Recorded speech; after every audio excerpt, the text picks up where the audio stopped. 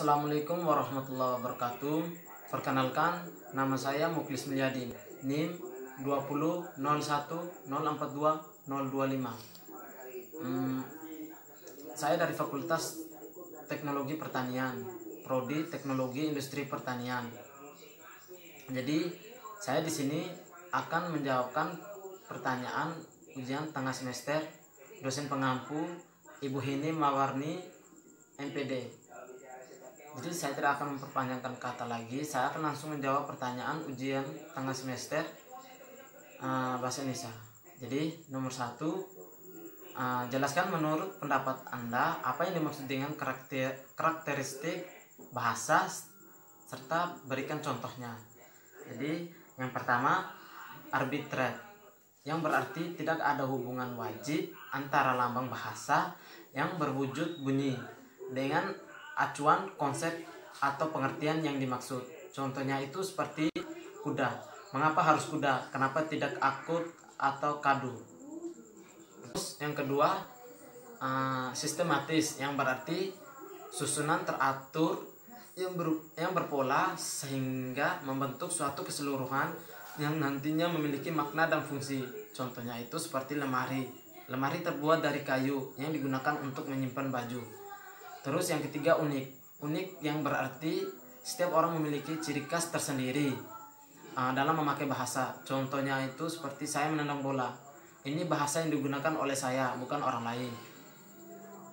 Terus yang keempat, produktif bahasa memiliki unsur yang terbatas. Akan tetapi dengan unsur yang terbatas tersebut dapat dibuat satuan yang nantinya berjumlah tidak terbatas. Contohnya itu seperti kata kita bisa menjadi kiat atau kait. Terus pertanyaan nomor 2, mengapa bahasa Melayu disebut sebagai cikal bakal bahasa Indonesia? Jadi ada 4 faktor yang menyebabkan bahasa Melayu diangkat sebagai bahasa Indonesia. Jadi yang pertama, bahasa Melayu sudah merupakan lingua franca di Indonesia, yaitu bahasa perhubungan dan bahasa perdagangan. Terus yang kedua, sistem bahasa Melayu sederhana, mudah dipelajari karena dalam bahasa Melayu tidak dikenal tingkatannya atau bahasa kasar dan bahasa halus. Yang ketiga, suku Jawa, Sunda, dan suku lainnya dengan sukarela menerima bahasa Melayu menjadi bahasa Indonesia sebagai bahasa nasional. Terus yang keempat, bahasa Melayu mempunyai kesanggupan untuk dipakai sebagai kebudayaan dalam arti yang luas.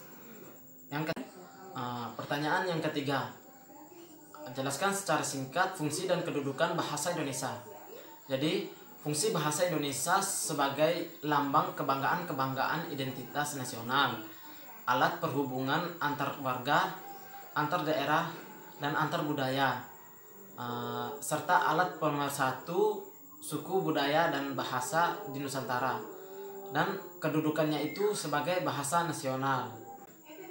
Yang selanjutnya pertanyaan nomor 4, apa yang dimaksud dengan makna, konotasi, dan denotasi?